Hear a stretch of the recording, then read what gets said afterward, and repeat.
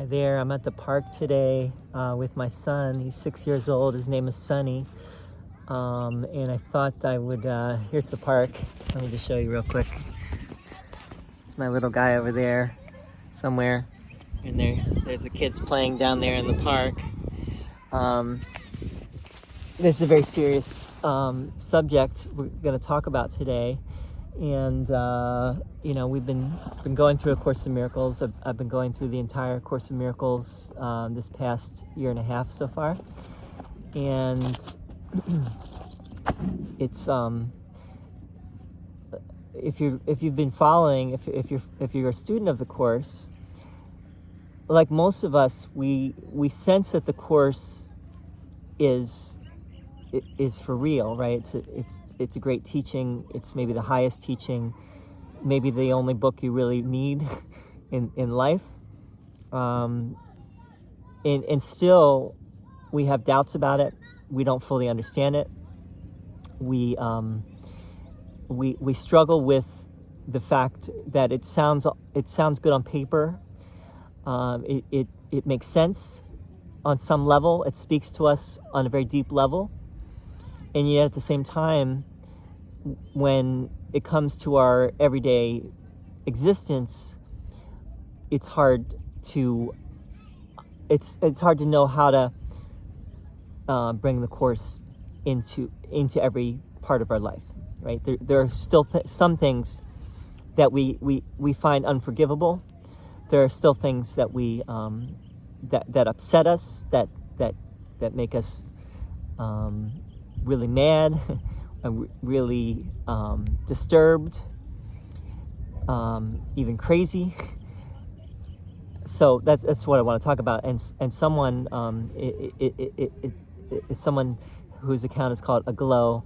I didn't get her name, but she's a mother of a young child, I believe a 2-year-old daughter, and she wrote a very long series of comments about her struggle with. Basically, what if something were to happen to your child, right? What if something, whether you're a student of the Course or not, but as a student of the Course, what if you dealt with something horrible that happened to your child? Pedophilia, or your child being kidnapped and tortured, or I mean, I hate to even. I probably don't even need to say what could happen because we all know what could happen, and these things happen every day in this world. But I think, the question is, how can you forgive those kind of extreme examples? And what I said initially was, I don't think anyone can give a satisfying answer. Jesus is in the Course does provide an answer. He does not give you, at least in the blue 3rd edition that I've been using, put out by the Foundation for Inner Peace. It's very abstract. He doesn't tell you what to do or not to do in terms of practical do's or don'ts. He doesn't. Okay, bud. He doesn't prescribe that, this is what you should do, this is what you should wear, this is how you should be, like Jesus in the Gospels tells his disciples, his apostles, certain things of how they should hey, let me do this video, bud. Let me do this video. What? Okay, fine. What video? He's doing a video. All right. He does not He doesn't, Jesus in the Gospels tells his disciples, tells his apostles, do this, do that. But in A Course in Miracles, Jesus does not tell us how to live. What he does tell us is he doesn't tell us what to do. He tells us how to think about what we do. Right, and he says you could either be thinking along the lines of the Holy Spirit and the Holy Spirit's thought system, which is a thought system that leads to God, or you could be thinking along the lines of the ego's thought system, which leads to ultimately leads to hell and damnation, insanity, and basically it runs in circles. Right? You can't get out of the torment of the ego, and that's how the ego wants it.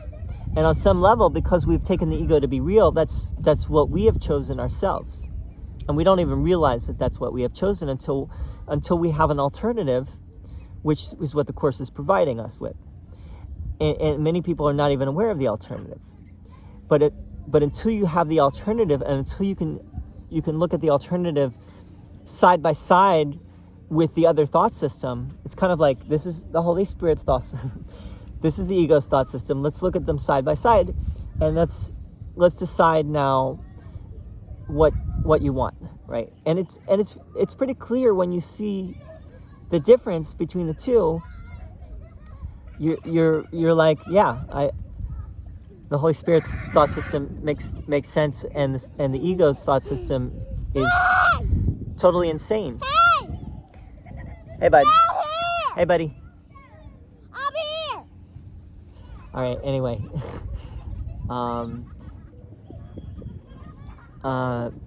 so I'm doing a video right now. Let's be careful. No. Okay. Anyway, Oh, so no. Go. No. you know, what did Jesus tell Helen first, as far as the Course in Miracles? The first miracle principle. That was actually the very beginning of the Course. Was first thing to know about miracles. Jesus said to Helen, and he didn't really say it. This is inner dictation she was receiving. However, it wasn't even like talking to her. Although it kind of was. It kind of wasn't. She wasn't even clear about. She wasn't able to describe what it was. But in any case, Jesus said, this is a Course in Miracles. The first thing you need to know about the first thing to know about miracles is that there's no order of difficulty in miracles. Right? That's the first miracle principle. Let's just go to that real quickly. The very first miracle principle, which we all know, and we all should be able to quote this verbatim, right, by this point. There's no order of difficulty in miracles. One is not, quote, harder, unquote, or, quote, bigger, unquote, than another. They are all the same. All expressions of love are maximal. And then the corollary to this is there is no hierarchy of illusions, right? One is not harder or bigger than another, right? All expressions of the ego are the same. That's the corollary. It's love can, in other words, love has the answer to everything. Fear is fear is fear is fear. Love is love is love is love, and fear is fear is fear is fear. Whether the expression of fear is a small one or a big one, whether you're dealing with a situation which is minimal in terms of the quote unquote suffering, like you stub your toe or something, or whether you deal with a traumatic event that you wonder whether you can ever let go of and you can never forgive it. But Jesus is saying it's the same. It really, basically everything here, from what Jesus is saying, everything here is illusory. Everything here is a dream. As such, anything that's happening is it's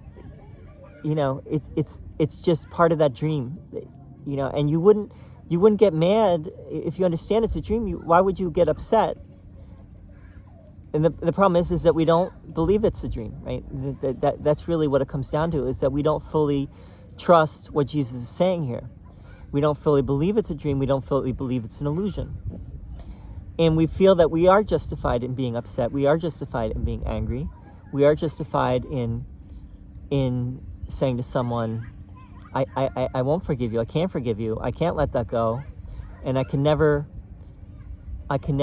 trust you or accept you or even love you ever again, right? Now, started this talking about children, and I think that's really what prompted it is, like I can maybe deal with any kind of torture or any kind of suffering for myself, but what about my child, right?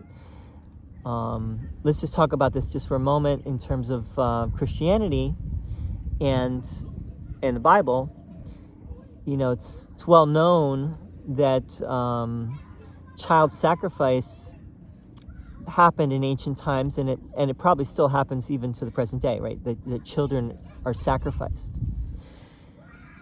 The Bible seems to be presenting in the Bible itself, you have a correction to that, right? And it starts with what's called the binding of Isaac, the story of Abraham, who was asked by God to sacrifice his son, Isaac. And at the last moment, right before Abraham kills Isaac, there is a ram that's caught in a thicket nearby, and I think an angel says, kill the ram in place of your son. God does not want you to kill your only son. Actually, he's not his only son, because he has another son named Ishmael, right? And Ishmael actually was there when this all happened as well. But that's a story for another time. But then in the New Testament, obviously Jesus kind of is like the son that has to be sacrificed, right? God has to sacrifice his one and only begotten beloved child, and that is Jesus, for the sins of humanity, in order to save, and this is understood to be God's mercy. Out of God's mercy, God sent his only child to be sacrificed. Which sounds nice in a way, that God would do that. But then you could ask, well, but why is that even necessary, right? First of all, we had the story of Noah, where after God sends the flood and destroys the world, except for Noah and his family and the animals that he saves, God says, I've set the rainbow in the sky now as a sign, as a covenant, that I will never destroy the world again. So then we can ask, well, why exactly does Jesus need to be sacrificed, right? For the sins of humanity? Well, but we already know that the world is not going to be destroyed. What's the problem now? Why is Jesus even necessary as a sacrifice? Now, we could say a lot about this, and I have a lot to say, but I'm not going to say it all right now. But personally, I think even though Jesus in the Course says that he did live 2,000 years ago, I think there's a good case to be made that Jesus is largely a myth. And maybe there was a historical figure, but I think Jesus was largely a myth. That doesn't mean it's not true. It just means that I don't know, first of all, whether we can really know who the historical Jesus was and what he really said and what he did. Let's put it that way. I don't think that his life is really attested to, his human life at least is attested to in the Gospels. I think that those are stories. But that doesn't mean, again, that this is not true in some greater sense, and I believe it is. But what I'm trying to say is that where the Course differs from traditional Christianity is that God does not need to sacrifice. God, first of all, does not do anything. God does not send a son into the world, which for God does not exist. It does not exist because it's not real. So God does not have a beloved son, in that sense, that he sends into the world in order to save humanity from sin, because there is no world, there is no son, there is no sin. And so it's from the Course's perspective, that's madness. That whole idea is an egoic construct. Where am I going with this? I'm going with this to the idea of that the abuse of children, the torture of children, what parents do to children, in many ways, like if we really looked behind closed doors at what's going on in this world, we probably would be horrified, right, by the way children are treated in this world. Now, is that God's doing? For the Course, no. God does not even know about the illusion. This is all coming out of the ego mind, right? And the ego is not even a thing. The ego is not real, but it's based in this tiny mad idea of separation. And from this tiny mad idea of separation, we get this world of subject and object, of bodies and things. And anything that is, our inhumanity and our crucifying ourselves and others and our creating problems or making problems, that's all our doing, right? That's what we have chosen. On some level, where I'm going with this is whatever happens to us is something that we are choosing on whatever level we're choosing it. Now, this is a very hard idea to accept. I'm not sure I fully accept it. I'm telling you what I think the Course is saying. I'm pretty sure this is what the Course is saying. Is, there's no order of difficulty in miracles, and there's no hierarchy of illusions. They're all the same. That means that Hitler, or the most tragic event or traumatic event you could possibly imagine, is the same as anything else.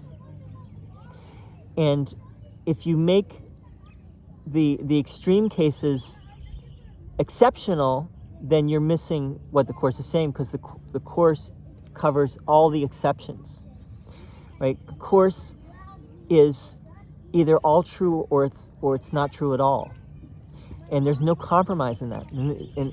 And Jesus really keeps saying that throughout the Course. There's no compromise with truth.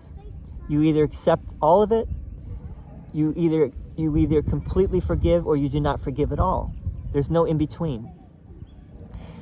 And this is the hardest thing in the world for us to not only wrap our minds around, but to accept. And that's why the Course, Jesus understands that this Course is, he has infinite patience, because he knows it's not an easy task. But at the same time, he sometimes says it is easy. It's simple and easy if you would take his hand, right? If you would just trust him and what he's saying. Because if you're doing the Course, on some level, you are already open to what he's saying, right? So why not go all the way with it, right? Why are you hemming and hawing? Why are you not going with him all the way to glory, and you're letting these things prevent you from really seeing the truth. Now, I say that also fully understanding how hard it is, and I'm not saying that I'm all the way there either. although I will also say that I've had many tests in my life. I've gone through, I've been to hell and back a number of times now, right? So I can say from my own experience that I've moved through a lot, and that's why I still feel the Course is getting at something truly profound, and not something that we don't want to continue just because it's so hard. And at the same time, it is hard, right? No one is saying this is not hard, right? I think even Jesus understands that. Otherwise, he wouldn't have made a 1,200-page course. He would have just said, nothing real can be threatened, nothing unreal exists. Herein lies the peace of God. That's all you need. See ya. That's it, right? And you should just, that's all you need to go home. It's not all we need, right? We even a 1,200-page course, we could be reading it the rest of our life and still be learning as we go along, right? And I think that's what happens, is that we don't get the Course, we don't fully understand the Course or accept the Course right away. It takes time, and we see new things all the time with the Course, and we understand life more deeply all the time. The longer we live, and the more we're open to learning, and the more that we're open to growing in wisdom and growing in understanding, then we do. But as long as we close ourselves off, we tend to not not grow in wisdom, not grow in understanding, but grow in other ways which are not really growing. We're not growing anymore. Bob Dylan had that great quote, he not busy being born is busy dying, right? Or the one not busy being born is being busy dying. And I think that's really that's coming from the Christ consciousness, that idea, right? It's that there's no two ways about it. It's you're either with me or against me, as Jesus says in the Gospels, right?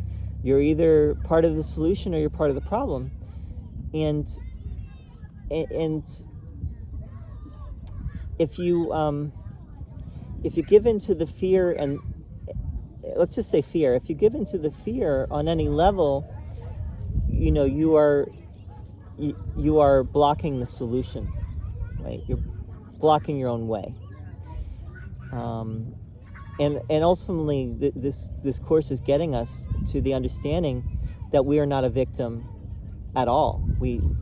Everything is a matter of our choice, right? And if we're experiencing suffering on any level, we are choosing that. And if someone close to us is experiencing suffering, and we're suffering because they're suffering, we're still choosing that. Because we do not have to suffer, and whether they suffer or not, that's not on some level that is not something that we have to be concerned about. The sole responsibility of the miracle worker is to accept the atonement for his or herself. That means you just have to accept. You have to accept the truth for yourself. You do not have to worry whether other people accept the truth or not. And in fact, if someone does not accept the truth, you do not have to worry at all about that. That does not need to be a concern about for you at all. And if someone else is suffering, you do not have to suffer because they're suffering. I believe that Jesus calls that false empathy in the Course. Again, this is very, very, very, very difficult, very, very challenging. I don't want to minimize that, and at the same time, someone's got to make a stand for what the Course is saying, I'm blown away by the Course and how it came and what it says and the beauty with which it says it. Doesn't mean it's true.